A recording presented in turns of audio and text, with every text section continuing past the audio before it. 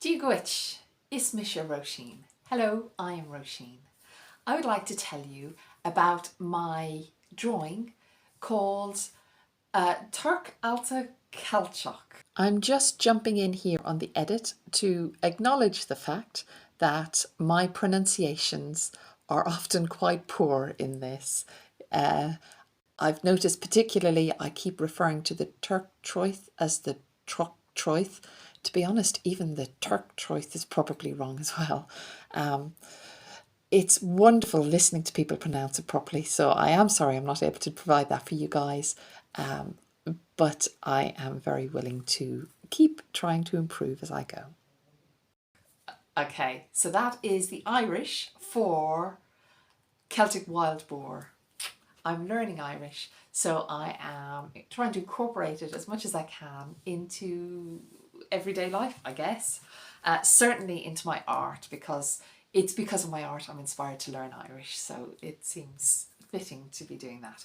So, I would like to tell you about why I was inspired to do this drawing, and then what my thought process were in creating the drawing. So, first things first, I was inspired to do this because of a customer, a Welsh customer, who suggested, now I've got notes here I'm going to be referring to, especially with some of the pronunciations, but this was an easy pronunciation. He suggested that I create a Celtic boar design. And the reason for that is he felt it could represent wild boars in Welsh as well as Irish mythology. He obviously knew that I was interested in Irish folklore mythology, and then he's obviously interested in the Welsh and the Irish. So I had a boar on my list. There's various things on my list of things I want to create. I wasn't thinking I'd get around to it this year, but I thought, okay, I'll give it a go. And I'm glad I did. So, the stories, there's two kind of main stories that inspired this. But as I was doing the research, just a few lovely little hidden gems came up that I want to share with you as well. So, first things first. The story from Welsh mythology. Oh my goodness, I am not looking forward to this. So I have to, the only reason I'm not looking forward to it is because I have to pronounce Welsh words. It's a bit tough. So I'm going to do my best. The story of the Twrch Trwyth is the story of the Twrch Trwyth is a magical, enchanted, ferocious, enormous wild boar in Irish mythology. It's a smaller part of a bigger story, and the bigger story is the story of notes again, Culhwch and Olwen. So Culhwch and Olwen is kind of what the main story is, and in part of that is the story of the Twrch Trwyth. Now, I'm not going to tell the whole story because it's huge. It's wonderful, but it's huge. So as a brief synopsis, this is what it is. Culhwch wants to marry, and Olwen want to get married. But Olwen's father basically doesn't want her to get married because of a prophecy, blah, blah, blah, blah. I'm not going into that. So he sets kind of practically impossible tasks for Culhwch to complete. So obviously he's thinking, oh well, he'll never complete this, so therefore it'll be safe, my daughter will never get married. But he does, as a spoiler, of course he does, because he's the hero of the day. And one of these tasks involves the Twrch Trwyth. And what he needs to do is he needs to retrieve the scissors, comb and razor that is between the ears of the Twrch Trwyth. Easy, no problem. If it was, well no, it wouldn't be no problem. It wouldn't even be no problem if it was a normal wild boar with these odd items securely fastened between his ears. But this one is, the Twrch Trwyth is enormous. He is ferocious. I mean, what boars are ferocious anyway, but the Twrch Trwyth is hugely ferocious. And I'm fairly sure I heard on one of the versions as well that, even if you were to get close to him, that his bristles are poisonous. So, you couldn't, you know, touching him would be pretty much impossible. So Culhwch gets the help of King Arthur and his knights. And so King Arthur and his knights and Culhwch go off on this trek to go and find the Torc Trwyth and hunt him down with the intention of retrieving these items from between his ears. Now, that's a huge story in itself, and there's lots of stories in around that. Lovely stories, actually. I really enjoyed them. But I'm not going to go into them here.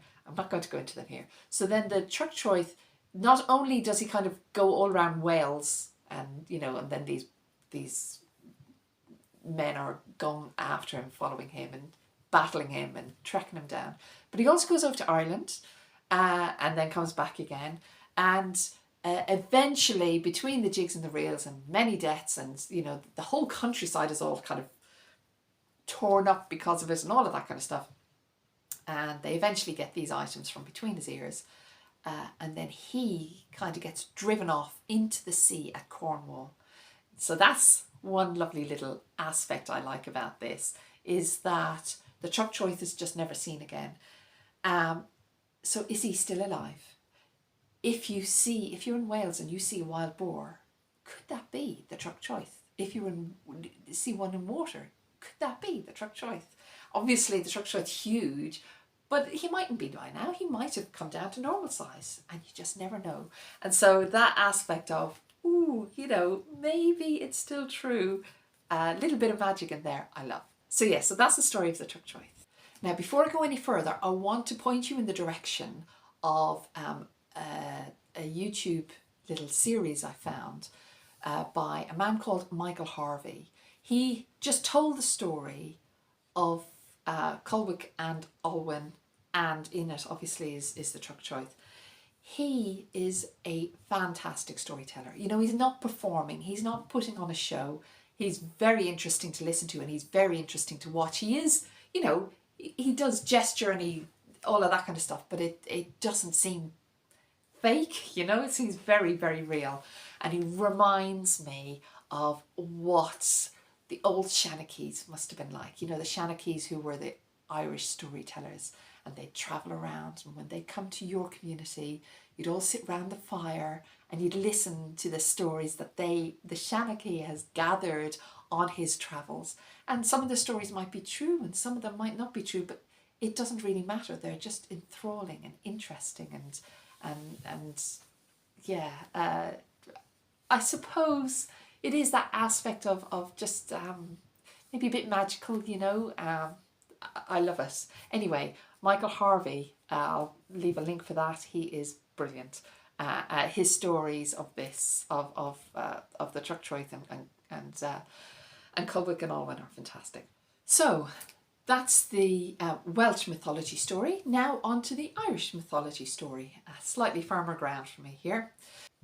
So the Irish mythology story that I use for inspiration here is the story of Diarmuid and Grainne. A very well-known story in Irish mythology. And I'm going to just focus on the essential bits of it here. So the bits you need to know are, so Grainne was supposed to marry Fionn McCool, but didn't. In the end, she eloped with Diarmuid. So Diarmuid was one of the Fine, and obviously Fionn McCool was the head. And there was, you know, Fionn tried to track down Diarmuid and failed, and off went Grainne and Diarmuid, and they lived for many, many happy years off in Sligo. After very many years, Fionn and the rest of the Fine came, I don't know, I suppose to visit Diarmuid, and Diarmuid went with them to Ben Bulben, the mountain in Sligo, to go hunting, you know, just for sport. While they were there, a wild boar attacks them, and this is how poor Diarmuid dies, because he goes to and he kills the boar, and the boar gorges Diarmuid and he dies. The thing about this boar is he was also an enchanted boar. He was a human. He's not the Torc Trwyth. So his backstory, I guess, is that when he was a boy, this is the boar we're talking about here. When he was a boy, he was fostered by Angus Og, and he had a foster brother as well, who was fostered from another family, also who was fostered by Angus Og, and he was Diarmuid. So Diarmuid and the boar, who we now know is Enda and Diarmuid, were friends as boys, and they were foster brothers as boys. The story goes that one day Diarmuid's natural father, Don, accidentally killed Enda, the boy. Now, Enda's father, Rock, was obviously devastated and furious. He was able to magically bring Enda back to life, but as a wild boar. And he put what's called a gesh, which is kind of like a spell or a prophecy or an obligation. He put a gesh on Enda, saying that they would, both Diarmuid and Enda would not outlive each other. So they would both die at the same time, which is exactly what happened. The prophecy ended up coming true. So yes, so that's the kind of boar part of that story. Now, when I was doing research for this, I like to, and I need to, look at all different versions of a story so as I can just get to grips with what the main themes are and all that kind of stuff. And I use a website sometimes. It's called Duchas.ie. You might be familiar with it. There's lots of collections in Duchas.ie, and one of them is the schools collection. And the schools collection was set up in the 1930s, and these school kids were given the responsibility or requested to go home and speak to their parents, grandparents, olds, neighbours, relatives, anyone they knew who was as old as possible, and ask them for stories that they knew from their families and parents when they were kids. And the idea is to try and document as much as that oral history, and not just factual. In fact, I think the focus of a lot of it was around folklore, but it's just to try and gather as much of that heritage before it was lost. And so there's brilliant records there, and this is one I want to share with you. While I was doing research for Diarmuid and Grainne, I came across this in Duchas.ie, and it was this girl called Moira has written the story of her version that she has of Diarmuid and Grainne, and she had written down this story from somebody called John. So her name is Moira ní Divne. I think I'm pronouncing that properly. And she gathered this from someone called John J. Devine. So Divne and Devine, I'm assuming 99% sure that they're both the same name. So Divne being the Irish name and then Devine being the anglicised version of it. And so Moira and John, I'm assuming it's maybe Moira's the daughter or the granddaughter, and then John's the father or the grandfather or something like that. I assume there's something like that. So one thing, there's two little gems in her story. One, she was talking about, when Diarmuid and Grainne were eloping. She writes down here, they slept in a rock in Patrick Finley's land. The rock is still known as Laban na Diarmuid. So what she's saying here is she knows a rock in a bloke calls Patrick Finley, someplace on his land. Maybe he's a farmer or something like that. Somewhere on his land there's this big rock, and everybody knows that rock is called Laban na Diarmuid. Now, I'm still learning Irish, but I'm fairly well. I know that Laba means bed. So Laba na Diarmuid, and Diarmuid is Diarmuid, so Laba na Diarmuid must mean Diarmuid's bed. So this rock is called Diarmuid's bed. So everybody knows that rock is Diarmuid's bed. So that rock is like a way of recording that mythological story. That it's there, it's proof, it's evidence, but it also keeps the story alive because people see it all the time. They know that that's there. So that's one. Now the other one, this is how she finished the story. I love this.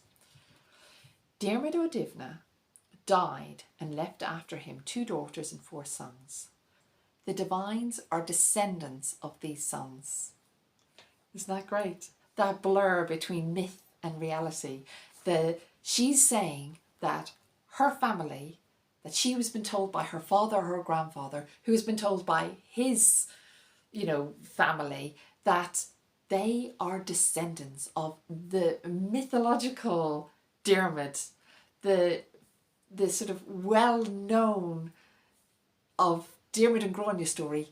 They are descendants of that family. That blur and that sense of the magic, of this magical story is real. It's a fact.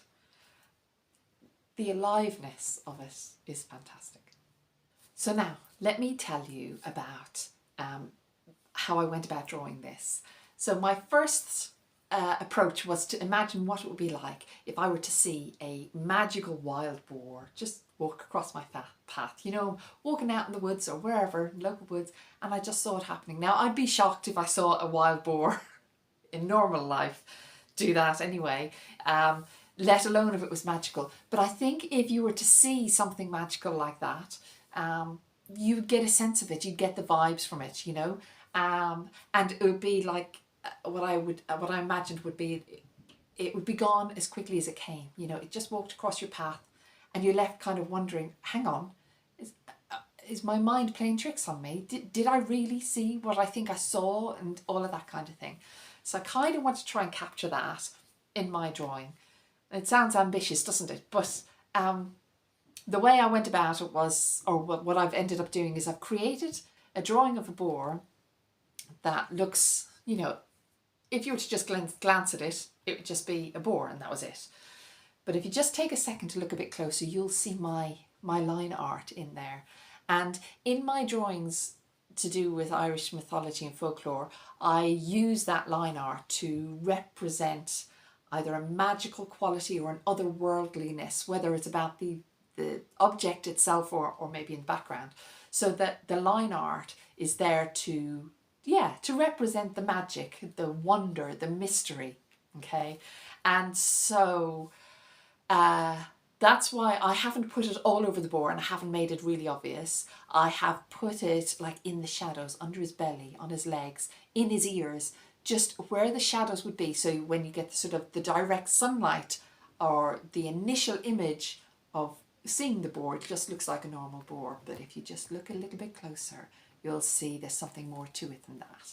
And I've also made the pattern a bit sort of beaten up because boars are, vicious, ferocious creatures anyway. So they'll be getting into a fair few scraps and battles and they're dirty and all of that kind of stuff. So I wanted him to look, or at least I wanted my pattern to look a bit weather beaten, a bit, lived in. And then I also made sure to include the pattern between his ears so that when you're looking at this drawing that I've made I need to refer to my notes when I go to pronounce this, the Torc Allta Ceilteach, you don't know if you're looking at the Twrch Trwyth from Welsh mythology, or maybe the wild boar in the Diarmuid and Grainne story. Okay, he died, so it might not be him. But there are lots of other stories as well. So go on to Duchas.ie and just put in pig, black pig, wild boar, whatever, and you'll find them there. But there's loads of stories of various wild boars, some enchanted, some not, but yeah, many, very much so. And so my drawing is a hint at the representation of this wild boar, of this magical wild boar, and it mightn't be one of those, it might be another one, but if you look a bit more closely you'll see if it's a normal wild boar or not.